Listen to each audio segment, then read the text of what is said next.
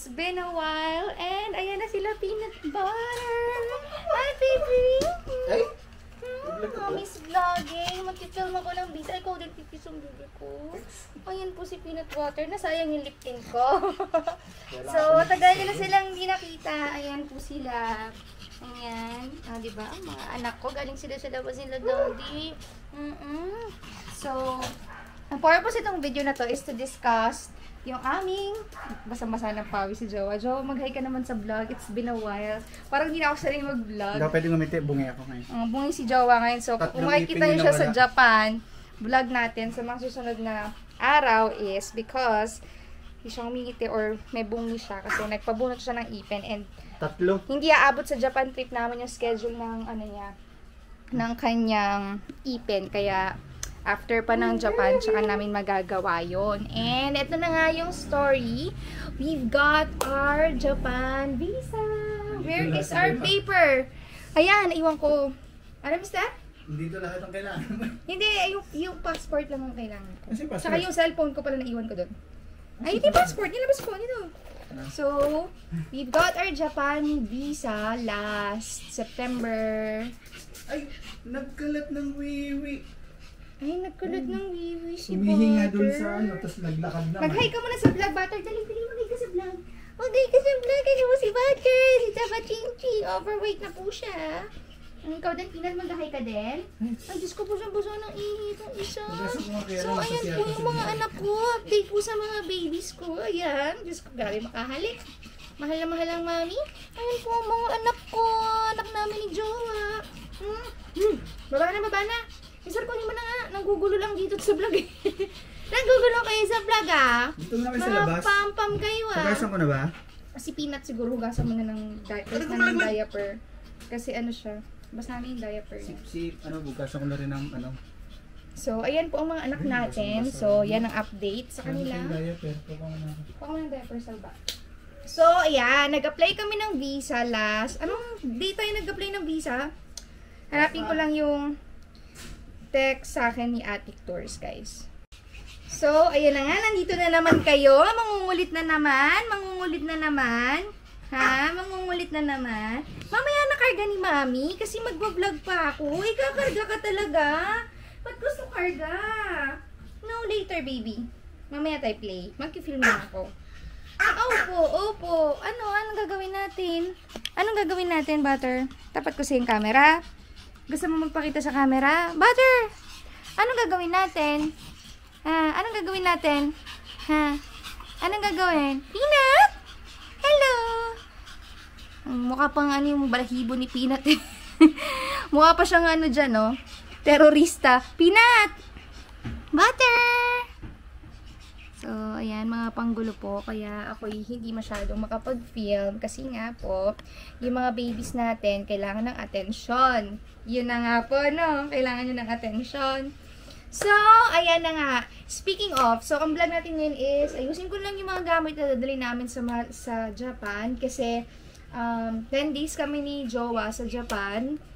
And, tawag dito, actually, nakapag-empake na ako, 2 malaking maleta yung dadali namin. Tigisa kami kasi na 10 days kami doon. Pero, hindi ko pa talaga totally naayos. Parang, nilagay ko lang ng nilagay doon yung mga damit ko na gagamitin. Then, let's proceed with the visa. Actually, nakaka-frustrate na nag-apply kami ng visa. Kasi, nung nag-apply kami ng visa, sakto naman, ang ingay ni Butter! Sakto naman, guys, so nag-apply kami ng visa, nagbago yung mga requirements. Merong nagbago sa requirements ni Japan visa. Previously kasi, ang hinahanap ni Japan visa pagdating sa bank or financial capacity mo is bank certificate without ADB. As in, pwede ka talagang maglagay ng pera mo sa bangko ng malakihan agad kasi hindi nila makikita. Kasi parang hindi rin naman sila naghahanap talaga ng bank statement before. Pero nung parang pumasok ang July or August, I'm not quite sure kasi hindi naman ako agency or what. Nagpalit sila ng travel requirements. So, yung bank certificate, nire-require na nila ng ADB. So, medyo kinabahan kami ni Jowa doon kasi kami talaga, hindi kami masyado nagsustore ng pera sa bangko. Lalo na ako, talagang madalas yan talaga walang laman. Kaya sa ko, oh my God, baka hindi ma-approve yung visa namin, kaya kakaba-kaba ko. Tapos, ang problema ko rin is kakakasal lang namin ni Jowa. Hindi ko alam if i-declare ko ba na married na ako or hindi, kung married na kami or hindi. Kasi nga, wala pa kaming mga documents. So, medyo nag-alangan kami talaga dun sa part na yon. Lipat lang ako ng pwesto dito para medyo mas ka-level ng face ko, no? Kasi yung video natin medyo nagaganon eh. Wait lang. So, ayun na nga guys. So, back to ano na tayo. Inayos ko lang yung angulo ng camera. So, ang alis namin is mid-September. As in, halos gitna talaga ng September yung alis namin. And 10 days nga kami sa Japan. Tapos, nag-asikaso kami ng requirements ng visa is last week ng August. As in, ganun ka-tight yung application namin. Kasi usually, alam ko naman na, usually naman talaga yung visa, lumalabas siya ng 3 days, 7 days. Minsan tumatagal lang, pinakamatagal yung 3 weeks. So, sabi ko, pag hindi sa atin binigay ni Lord, edi, ibig sabihin, hindi pa talaga meant to be. Pero, ayun, buti naman at na-approve tayo sa visa. And ano ba yung mga requirements? Alam ko may mga magtatanong ano yung mga requirements para sa mga same situation namin na bagong kasal, hindi pa kompleto yung requirements, ganyan, requirements after ng marriage, ganyan. So, usually, yung requirements is of course, yung form. Yun is, ibibigay naman sa inyo kung meron kayong travel agency or makikita nyo rin siya sa Japan Embassy website. So, downloadable naman siya. Pero ako guys, dahil first time kong mag-apply ng visa, nagpa-assist ako sa friend ko na mayroong travel agency, si I Wonder Travel and Tours. So, papakita ko sa inyo guys yung kanilang Facebook. So, makikita nyo sila guys sa Facebook pag hinanap nyo yung I Wonder Travel and Tours. Ayan. So, actually, sobrang tagal na nila talaga na nag-ooperate. Nag-stop lang ata sila ng pandemic. I'm not quite sure. Pero, ayan. Sila yung nag-assist sa akin sa pag-apply ko ng sila yung travel agency na nag-assist sa akin sa pag-apply namin ng visa ni Jowa. And thank you so much, Danica and Rian, kasi hindi nila ako siningil as a friend. I love you too. Mahal ko kayong dalawa. Ayan. Thank you. So, sila yung nag-assist sa akin sa mga requirements para talagang sure at smooth yung pagpasa ng mga ng visa application. So, ano ba yung mga hiningi sa akin para sa requirements ng visa? So, ayan guys, meron akong kodigo para sure yung mga sasabihin ko sa inyong requirements. Bakit? Nakikilit eh. Nagsusuklayan sila dun eh. So, of course, as I've mentioned, yung application form, kailangan guys, nakaprint siya into A4 size paper. And then, of course, original passport, valid for 6 months. And then, yung photo na nire-require ni Japan Embassy na size. So, pwede niyo i-check yung dimension. Kasi minsan, nagka-picture kami sa Robinsons dito ng Japan visa, pero hindi rin nila alam yung exact size ng Japan visa. Kaya dalawa yung pinagawa ko. Isang medyo mas pahaba, isang medyo parang pa-square. Sabi ko, para sure na lang. Okay lang na magbayad ng doble kasi magagamit naman yung mga pictures in the future, diba? So, para lang sure at pasok talaga. At least, nung napakita ko sa friend ko, nung dinala namin dun yung pictures, siya na yung pumili ko ng tamang dimension. And then, of course, birth certificate issued by PSA within 1 year. So, kung yung mga birth certificate nyo mga last year nyo pa nakuha, kahit PSA pa yan, kailangan nyo ulit kumuha ng bago. Dapat valid siya ng 1 year. Kasi merong date ata yun na makikita sa upper left or lower right, na makikita mo dun yung date ng kung kailan siya ni-request. So, 1 year validity ang kailangan pagdating sa PSA birth certificate.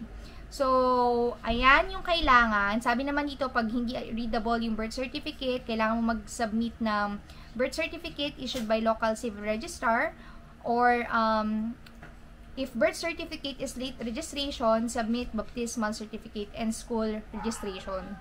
Form 137. Medyo mahirap yun, no? Lalo na pag meron tayong mga kasamang mga parents natin, ganyan, kasi usually, mga Form 137 na galing sa school, wala na yan, diba? So, ako nga, hindi ko alam kung meron pa ako niyan.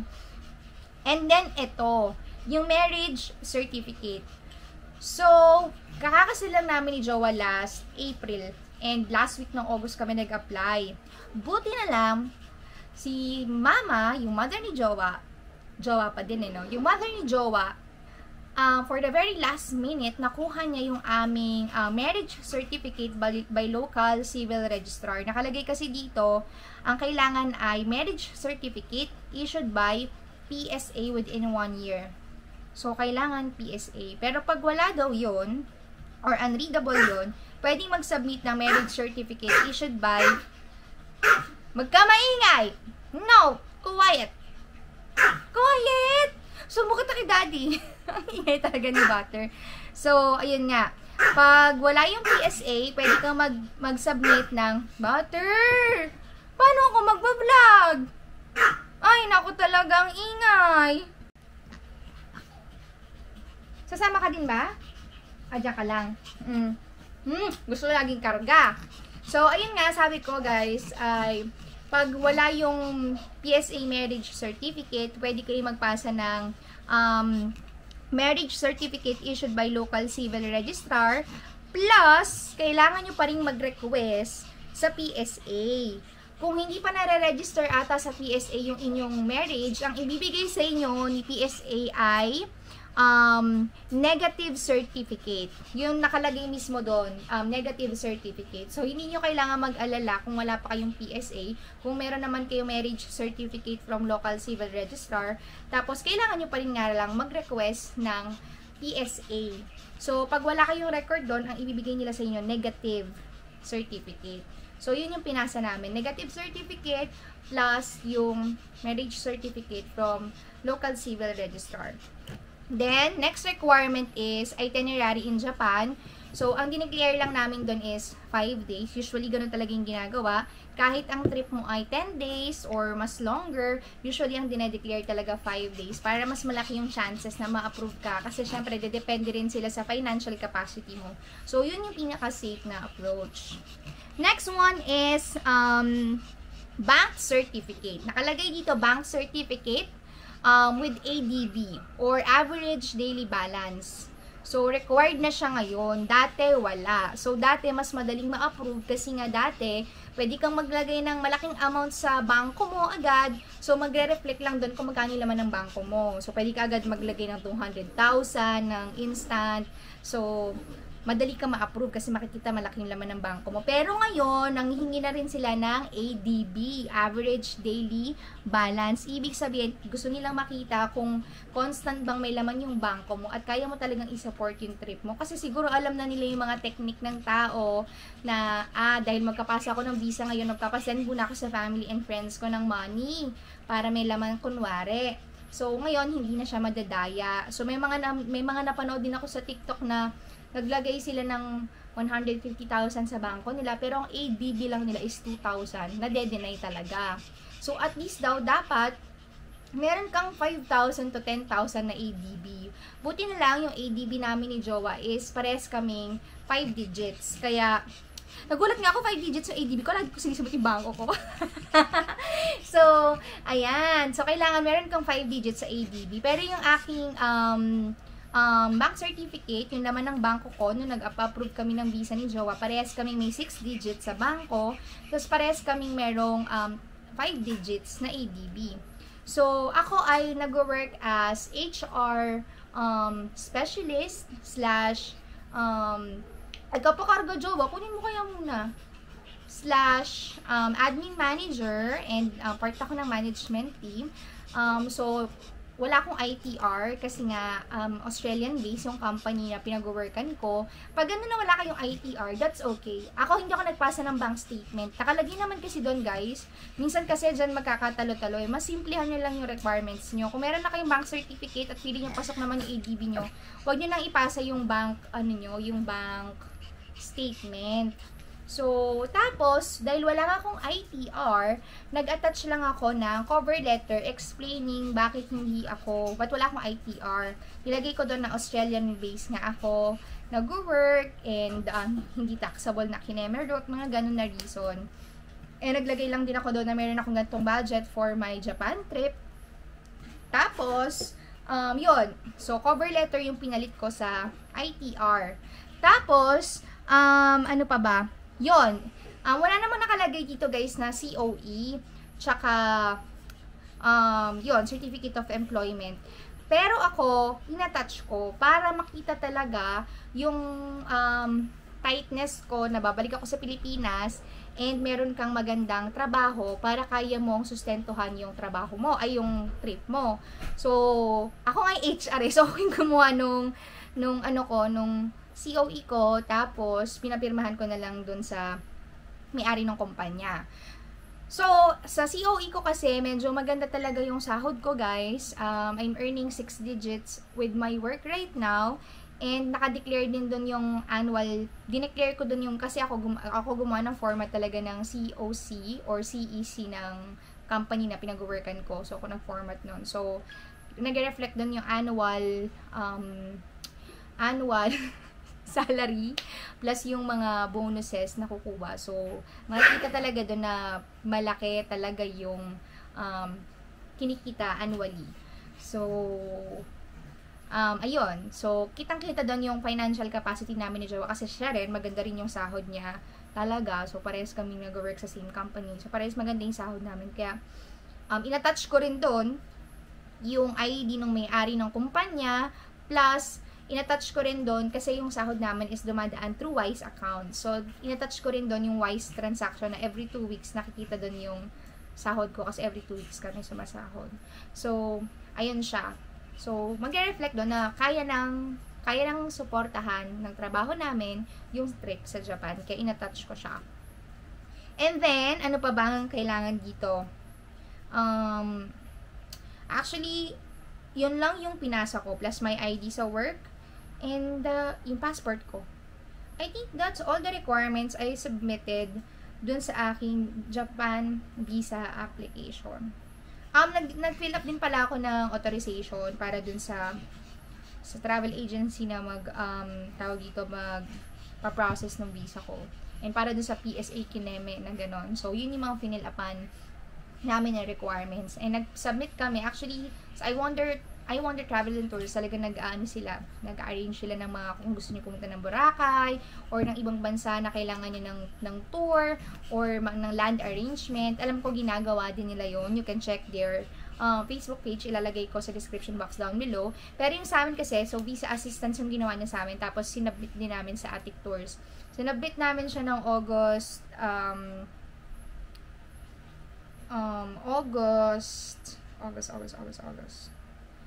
19, Saturday. Tapos, holiday ng August 21, ng Monday. Holiday din ng 25. So, I only have Tuesday, Wednesday, Thursday, nung week na yon. Eh, sabi ni Attic Tours, mga 3 weeks daw, sabi. So, sabi ko, oh my God, September 30, medyo alanganin yun, Sabi ko, pero sige, okay lang. Kasi, nag-reserve lang ako ng hotel ng yung pa pala, inattach ko rin yung hotel reservation namin. Pero yun, temporary lang, guys. Yung pay at the hotel. Halika na dito, Butter. Come here. Karga ka na, mami. Pay at the hotel yung pinili ko para anytime pwede ko i-cancel. Kasi, ayoko dun ni-reserve kong hotel kasi nakastay kami sa Shinjuku ni Jowa. Shinjuku tsaka Akihabara. So, ayun na nga. Sinabit ko rin yung reservation form kasi kailangan mo rin ng address sa Japan na ilalagay doon. So, yun, sinabit ko siya. And then, nagulat ako, Saturday afternoon, August 26, nag-text si Attic Tours na ready for pickup na yung passport namin. So, kinakabahan ako, guys. Alam niyo kung bakit? Cavite ako, diba? So, sa Pampanga pa yun, manggagaling.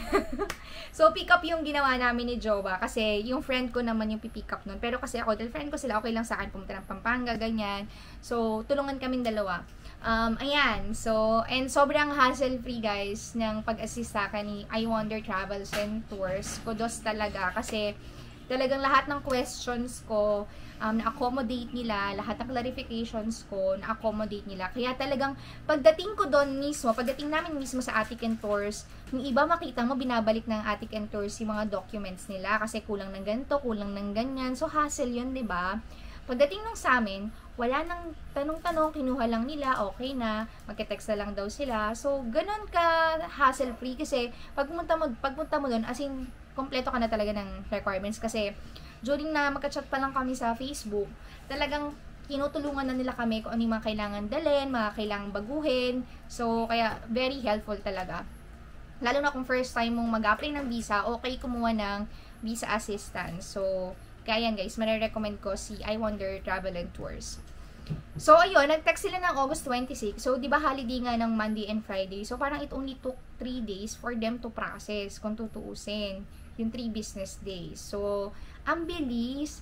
And nung nandun na kami ng Sunday, dahil nga SM naman yung pagpipick upan, so open siya ng Sunday. So, medyo kinakabahan, pero hindi naman din kasi kami sobrang ni Jowa na kailangan approve.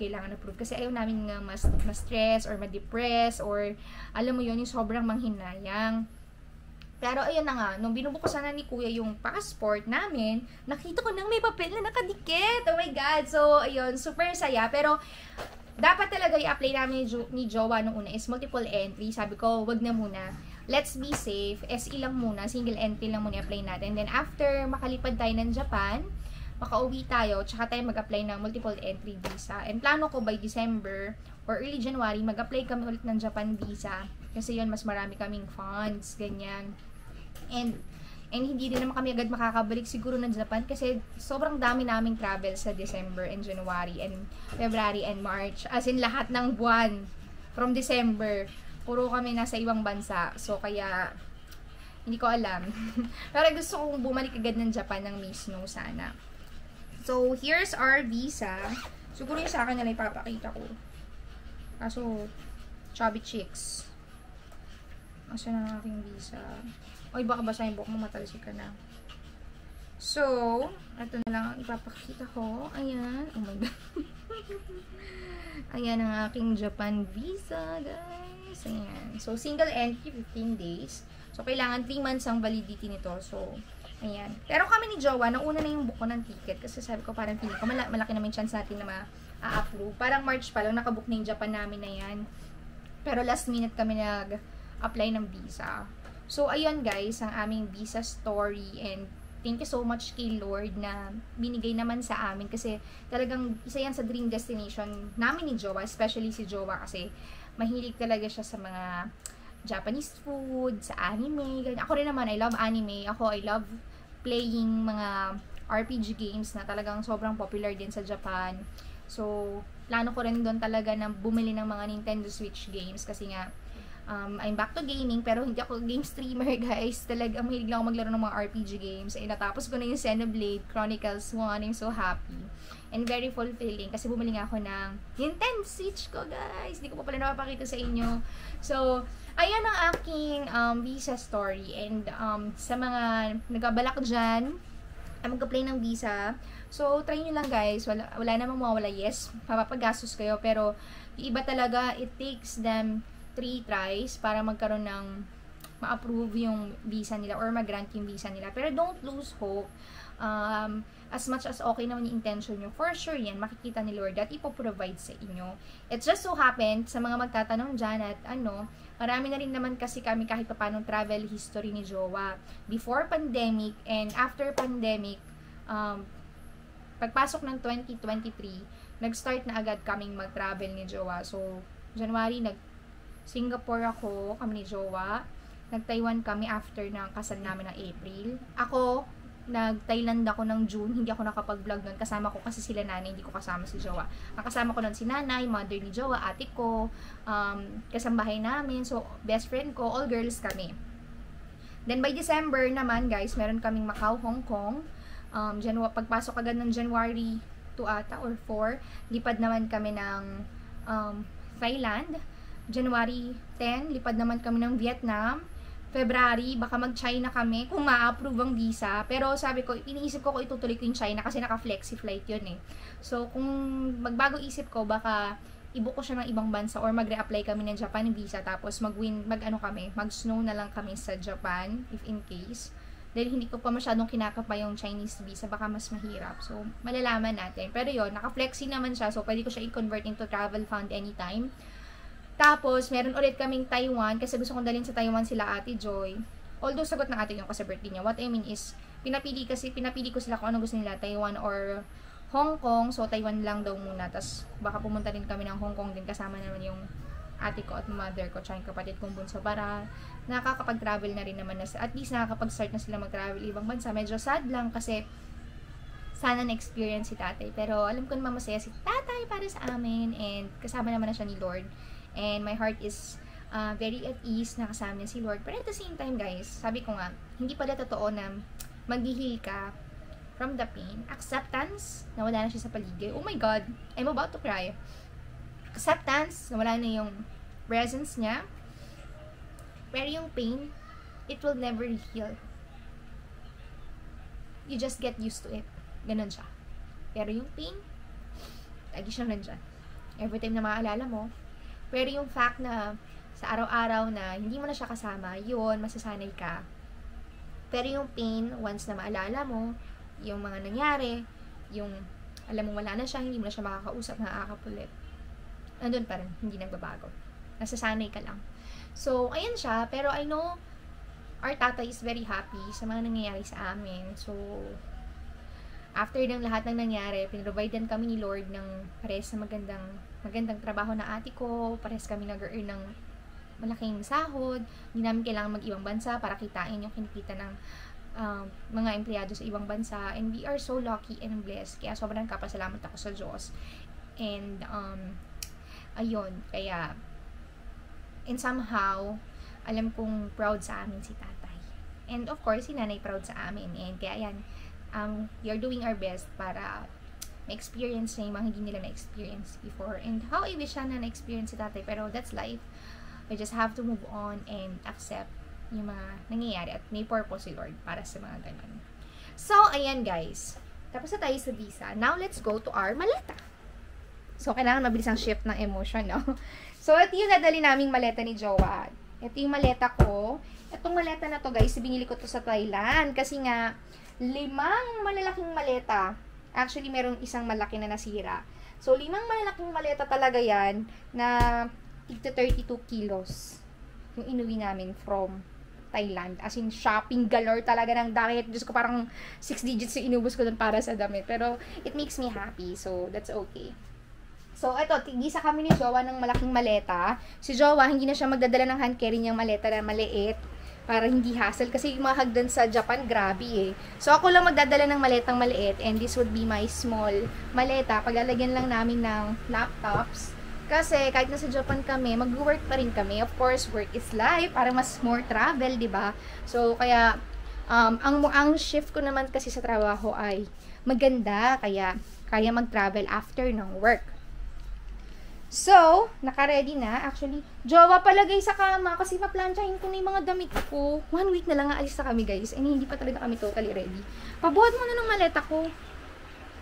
Ayan na po sila. O, nakapwesto na po ang mga siga sa kama. Ang gagawin? Pakibuhat yung maleta. Oh, hindi aalis, hindi Ayan. aalis. Eto po. Lagay mo doon. Relax, relax. So, naka-ready naman na lahat ng OOTD ko. Nasukat ko na. Hindi ko na lang pa siya napaplansya.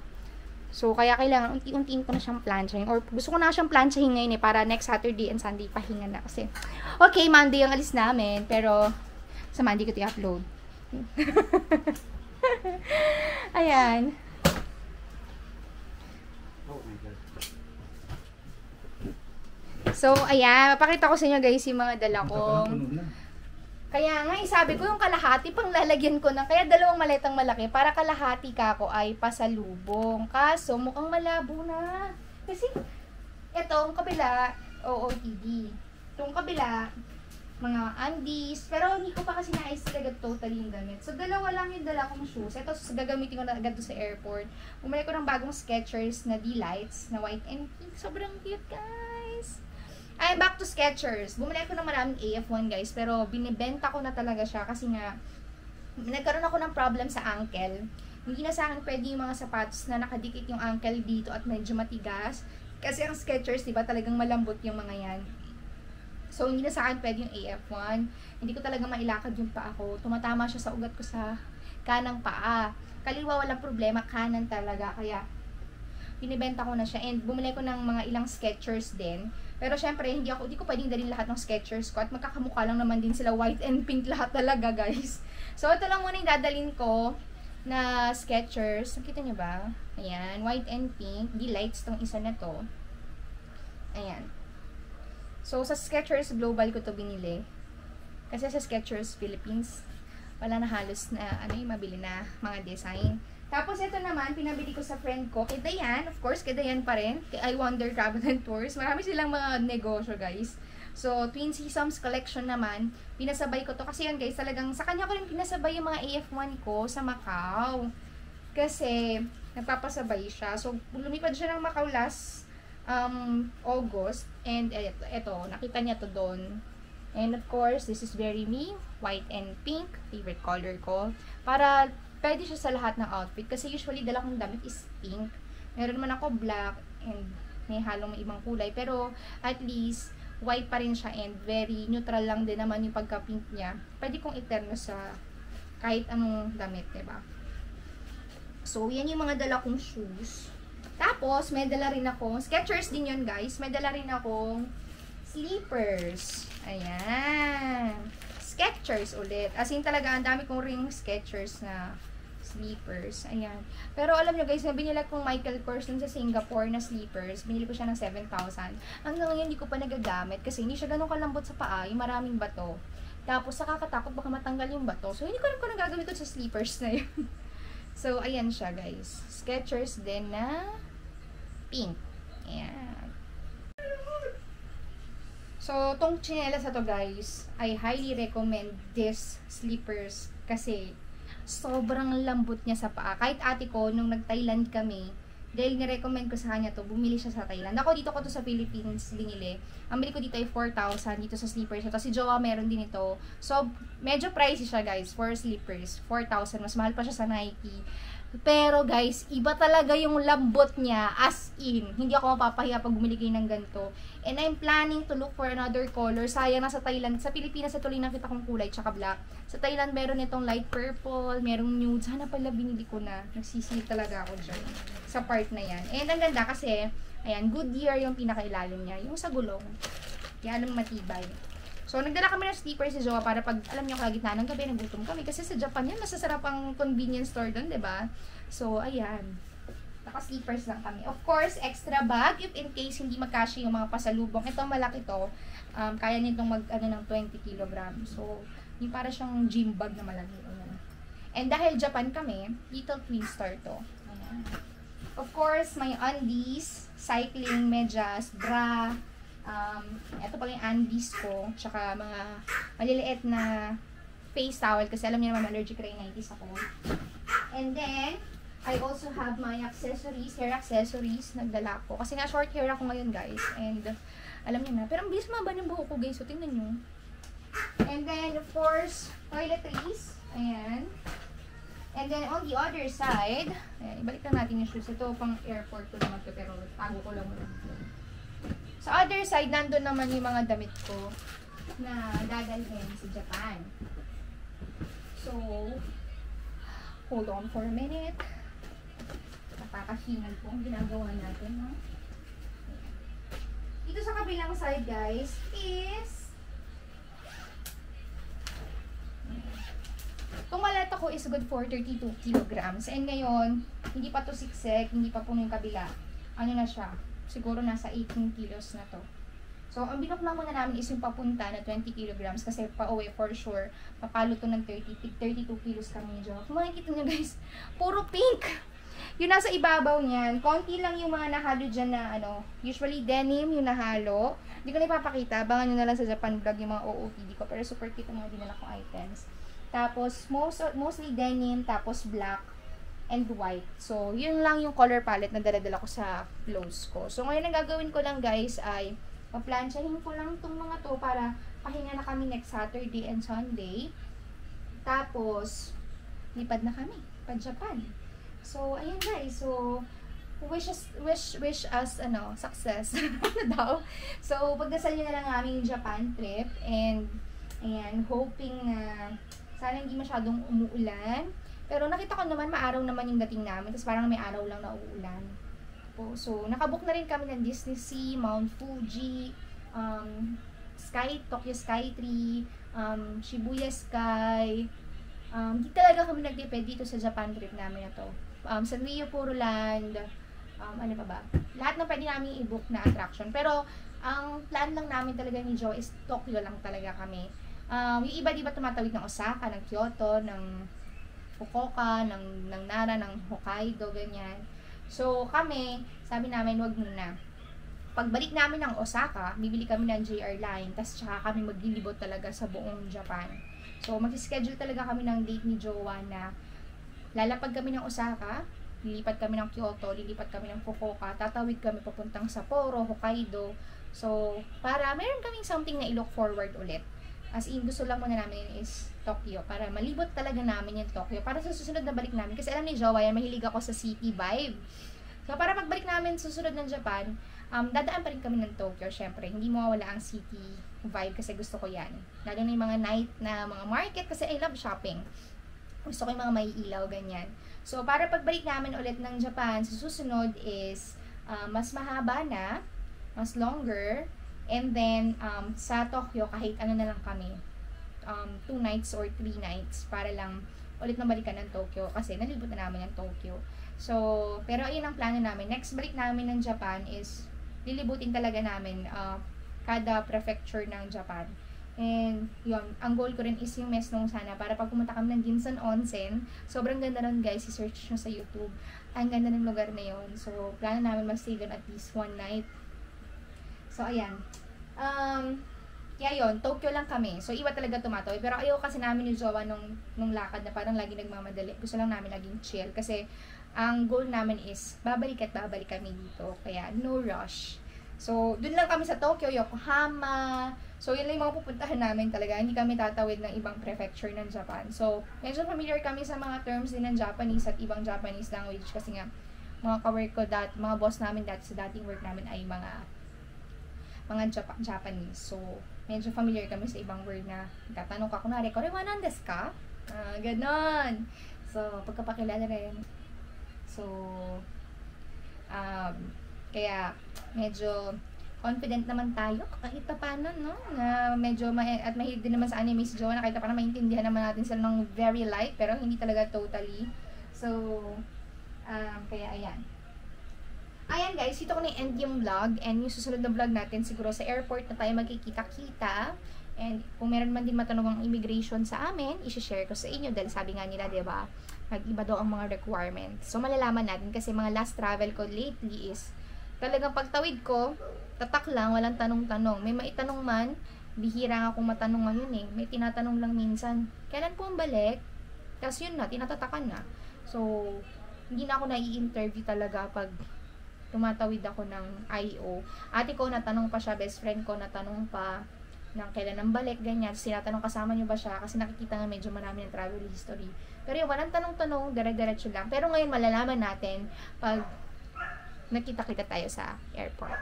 So, thank you so much guys, and na-miss ko kayo. And see you on my next video. Bye! Maraming salamat!